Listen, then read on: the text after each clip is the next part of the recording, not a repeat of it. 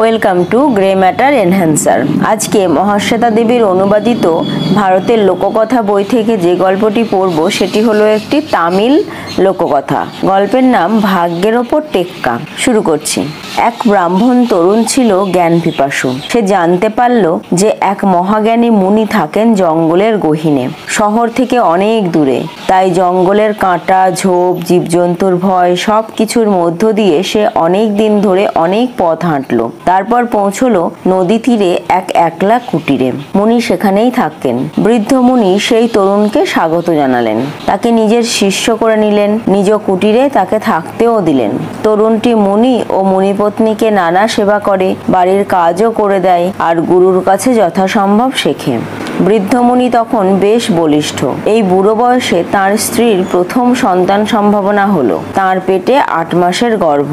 মুনির সাধ জাগলো যে পুণ্য নদীর তীরে থাকেন তার উৎস দেখতে যাবেন। স্ত্রী কেমন করে যান? তার শিষ্য আর এক মুনিপত্নীর হাতে স্ত্রীর দায়িত্ব দিয়ে তিনি চলে গেলেন। যথাসময়ে মুনিপত্নীর প্রসব বেদনা শুরু হলো। প্রতিবেশিনী মুনিপত্নী কুটিরের ভেতরে রইলেন, শিষ্য রইল বাইরে। মনে মনে সে বলেই চলেছে, যেন শুভালা ভালি একটি সুস্থ সবল শিশু জন্মায়। এখন হিন্দুদের বিশ্বাস, প্রতি শিশুর জন্মলগ্নে সৃষ্টির দেবতা ব্রহ্মা হাজির থাকেন।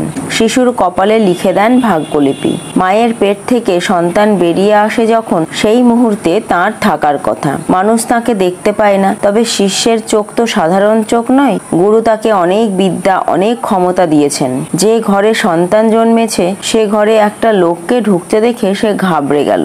এই আর এক পা এগোবে না। শিষ্য খেপেই গেছে। দেবতা কেঁপে ঝেঁপে অস্থির। চিরকাল এক কাজই করে বেড়ান, কোনোদিন কেউ তাকে দেখতে পায় না, থামতে বলে না। পরের কথাবার্তা শুনে তিনি অবাক যত, ঘাবড়েও গেলেন তত। ওই হে বুড়ো বামুন, ভেবেছোটা কি?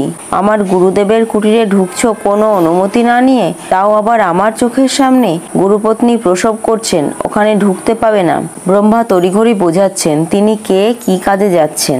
সন্তান তো বেরিয়ে আসছে, হাতে সময় কোথায়? শিষ্য যখন শুনলো ইনি কে, সে যেমনটি শ্রদ্ধা জানাবার নিয়ম বড়দের আর দেবতাদের, তেমন নিয়মে ধুতি তুলে কোমরে বেঁধে সাষ্টাঙ্গে প্রণাম করলো, ক্ষমাও চাইলো। ব্রহ্মার বেজায় তারা, তাকে যেতেই হবে। শিষ্য তো ছাড়বে না। শিশুর কপালে কি লিখবেন তাকে বলতে হবে। ব্রহ্মা বললেন, বাছা, আমিও জানি না আমার কলমে কি লেখা বেরোবে। শিশুটি বেরিয়ে আসে, আমি কলমের নিব তার কপালে ছোঁয়াই। কলম বিচার করে শিশুর পূর্বজন্মের কর্মফল, ভাগ্যলিপি লেখে। আর দেরি করিও না, আমাকে এখনই যেতে হবে। তবে বেরোবার কালে বলে যেতেই হবে কি লিখলেন আমার গুরুদেবের সন্তানের কপালে, তা বলবো। ব্রহ্মা নিমেষে ঢুকলেন, নিমেষে বেরোলেন। শিষ্য শিশুর ভাগ্যলিপি জানতে চাইলো। বাছা, বলছি ভাগ্যলিপি, তবে দ্বিতীয় জনকে বলেছো কি তোমার মাথা ফুটিফাটা হয়ে যাবে? ছেলে হয়েছে ওর। ছেলের জীবন বড় দুঃখ কষ্টের হবে।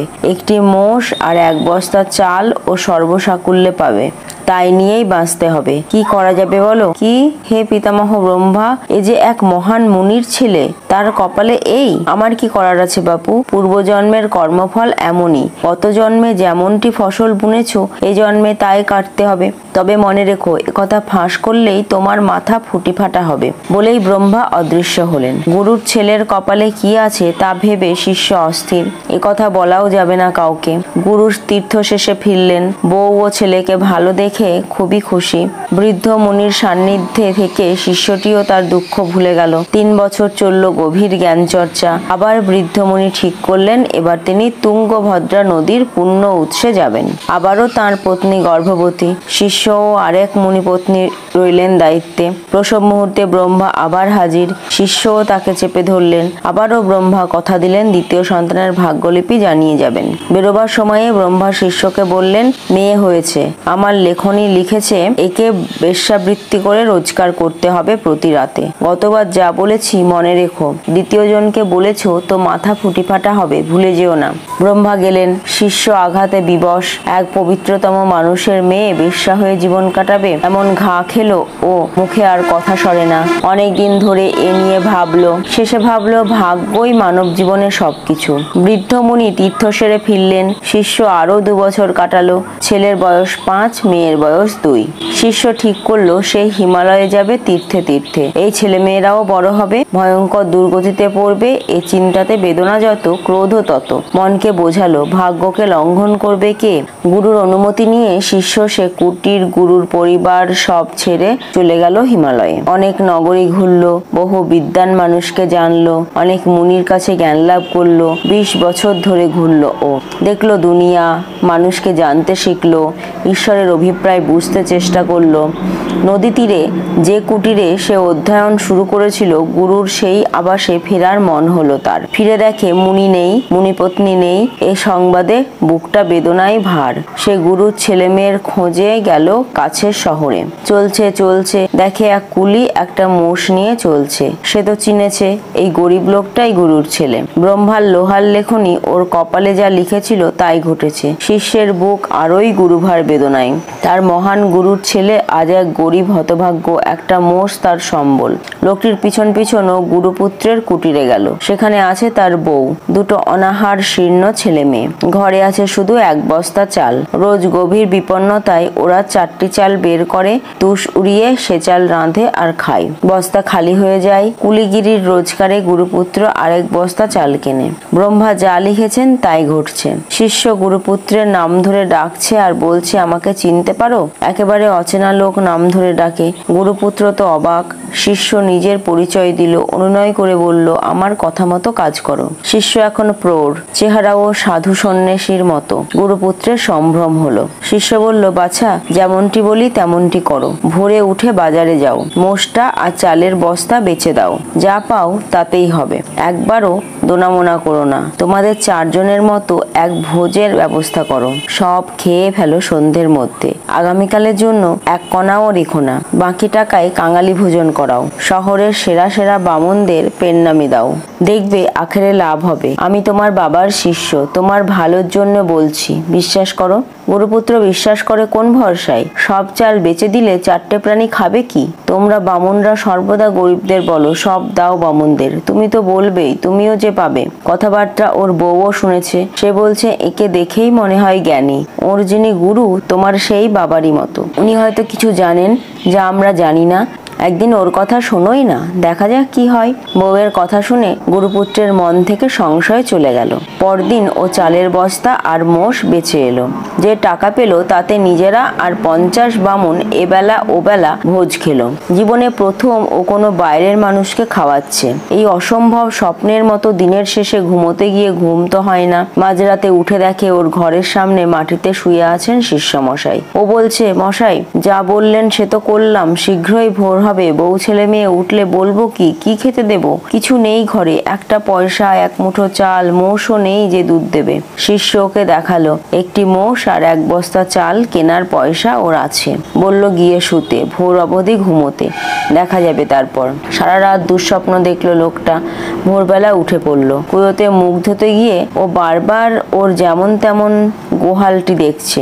রোজ সকালে প্রথম কাজ মোষকে খড় খাওয়ানো। হঠাৎ মনে হলো মোষও নেই, খড়ও খাওয়াতে হবে না। কিন্তু কি তাজ্জব কাণ্ড, একটা মোষ তো দিব্যি দাঁড়িয়ে আছে। সে ভাবলো, ঝ্যাঁটা মারো গরিবীকে। মোষ নেই, স্বপ্নে মোষ দেখাচ্ছে। তখনও আধার। ঘরে গিয়ে একটা পিদিম জেলে এনে ও ভালো করে দেখছে, সত্যিই একটা মোষ, পাশে 1 বস্তা চাল। আনন্দে বুক নাচছে। ও গিয়েছে ওর বাবার শিষ্যের কাছে।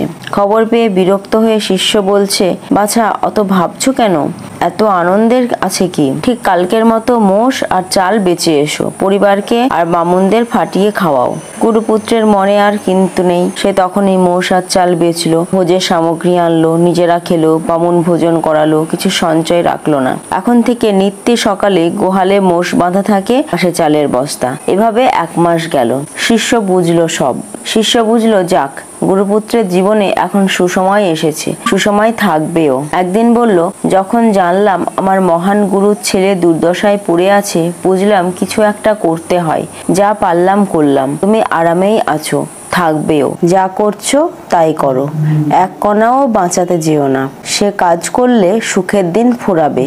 এ টাকা জমাতে চাইলে সৌভাগ্য ছেড়ে যাবে তোমাকে। গুরুপুত্র তো সেটা নিজেই বুঝছে। শিষ্যের কথা মেনে চলতে সে খুব রাজি, অক্ষরে অক্ষরে মানবে। এখন শিষ্য বলল, আর একটা কাজ বাকি আছে আমার। বলল, তোমার বোন কোথায়? 22 বছর আগে তাকে শেষ দেখি, তখন সে 2 বছরেরটি। এখন থাকে কোথায়? কান্নায় গুরুপুত্রের গলা বন্ধ হয়ে গেল। ওর কথা বলবেন না, আমাদের দুনিয়া থেকে ও নির্বাসিত। এমন সুখের দিনে ওর কথা ভাবতেও চায় না। শিষ্যের তো মনে আছে মেয়েটির কপালে ব্রহ্মা কি লিখেছিলেন। সে বলছে, ছেড়ে দাও সে কথা, শুধু বলো সে কোথায়। পাশের গ্রামে। গ্রাম বেশ্যা ও। বড় কষ্টে কথাগুলো বলল গুরুপুত্র। গুরুপুত্র তার বউ আর ছেলে মেয়েদের বারবার আশীর্বাদ করে বিদায় নিল। গুরুকন্যাকে খুঁজে পেতে হবে, তাকে সাহায্যও করতে হবে। সন্ধ্যা হতেই সে পাশের গ্রামে পৌঁছালো। গুরুকন্যার দৌড়ে টোকা দিল। তৎক্ষণাৎ দরজা খুলে গেল। টোকা পড়লে দৌড় তো খুলতেই হয়। দৌড়ে এক সন্ন্যাসী দেখে গুরুকন্যা অবাক। চেনো আমাকে? শিষ্য শুধালো। গুরুকন্যা তো চেনে না। শিষ্য নিজের পরিচয় দিল, তারই বাবার শিষ্য। গুরুকন্যা কেঁদে ফেলল। অত বড় এক মুনির মেয়ে বেশ্যাবৃত্তি করছে। এ লজ্জায় কাঁদতে কাঁদতে শিষ্যের পায়ে পড়ল। বলল, দারিদ্রই তাকে এ পথে নামিয়েছে, সে বড় হতভাগিনী। সান্ত্বনা দিয়ে শিষ্য বলল, বাছা, দুঃখের জ্বালায় এ পথে নেমেছো দেখে বুক পুড়ে যাচ্ছে আমার। তবে তুমি কিছু করতে পারবেই। আমার কথা মেনে চললে তোমার জীবনই পাল্টে যাবে। রাতে দৌড় বন্ধ রাখো।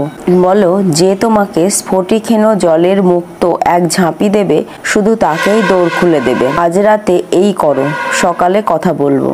নিজের জীবনে ঘেন্না এসে গেছে মেয়েটার। শিষ্যের কথা অক্ষরে অক্ষরে মানতে সে খুব রাজি। দৌড় বন্ধ করে বসে রইল ও।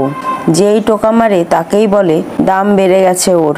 এক ঝাঁপি মুক্ত আনবে যে, এ ঘরে ঢুকবে সে। যারা এসেছিল তারা ভাবলো মেয়েটা পাগল হয়ে গেছে। এদিকে রাত শেষ হয়। মেয়েটি চিন্তায় পাগল।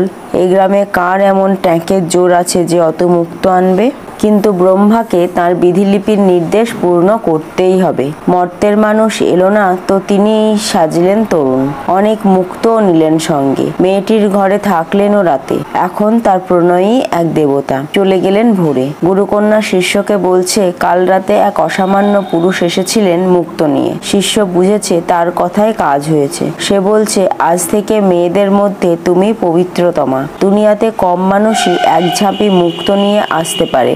তাই কাল যে মুক্ত এনেছে সে রোজই নিয়ে আসবে। সে তোমার একমাত্র প্রণয়ী, তোমার স্বামী। আর কেউ তোমাকে স্পর্শ করবে না। যেমন বললাম তেমনি করো। রোজ উনি যত মুক্ত আনবেন সকালে সব বেচে দেবে। গরিবদের খাওয়াবে। এক দানাও জমিয়ে রেখো না। সব দিয়ে দাও, বিলিয়ে দাও। যেদিনের অন্যথা করবে স্বামীকে হারাবে। আবার ফিরতে হবে পুরনো জীবনে। যা বললাম তা করবে তো? গুরুকন্যা সানন্দে সম্মত। শিষ্য তখন গুরুকন্যার ঘরের কাছে এক গাছের নিচে আশ্রয় নিল। দেখতে হবে তার পরিকল্পনা মতো কাজ হচ্ছে কিনা। দেখলো তা হচ্ছে। গুরুর ছেলে ও মেয়ের জীবনে সুখ শান্তির ব্যবস্থা করে শিষ্য গুরুকন্যার কাছে বিদায় নিয়ে তীর্থযাত্রায় চলল। যাবার দিনে ঘুম ভাঙল তাড়াতাড়ি। আকাশে তখনও চাঁদ। মোরগ ডেকেছিল। সে ভেবেছিল ভোর হয়েছে। উঠে ও চলতে শুরু করলো। খানিক দূর যেতেই দেখে এক রূপবান যুবক আসছেন। তার হাতে মোষের দড়ি, মাথায় চালের বস্তা, কাঁধে এক পোটলা মুক্ত। কে আপনি মহাশয়? জঙ্গলে এসব নিয়ে হাঁটছেন? যুবকটি বস্তাটা মাটিতে ফেললো। কাঁদতে কাঁদতে বলল, দেখো, রোজ রাতে ওই কুলির ঘরে মাথায় এক বস্তা চাল বইতে বইতে আমার টাক পড়ে গেছে। এই মোষ টানতে টানতে ওর গোহালে যাব। তারপর সেজে গুজে মুক্ত নিয়ে যাব ওর বোনের বাড়ি। আমার কলমই ওদের ললাট লিখন লিখেছিল। আর তুমি এক হতভাগা, তোমার ধূর্তামির জন্য ওদের জন্মকালে যা যা দেবার কথা ছিল সব পৌঁছতে হচ্ছে। কবে আমাকে রেহাই দেবে? কবে? ব্রহ্মা কাঁদতে থাকলেন ভেউ ভেউ করে। তিনি ব্রহ্মাই তো বটেন। শিষ্য বলল, যতদিন না ওরা সাধারণ একটা ভালো জীবন পায়, সুখে থাকে, ততদিন লিখে দিন সেটা। ব্রহ্মা তাই করলেন। অগত্যা তারপর এ দুজনের বোঝা ঘাট থেকে নামালেন। এমনি করেই ব্রহ্মা আর ভাগ্যের ওপর টেক্কা মারা হয়েছিল। আজকের গল্প এটুকুই। আবার দেখা হবে পরের ভিডিওতে।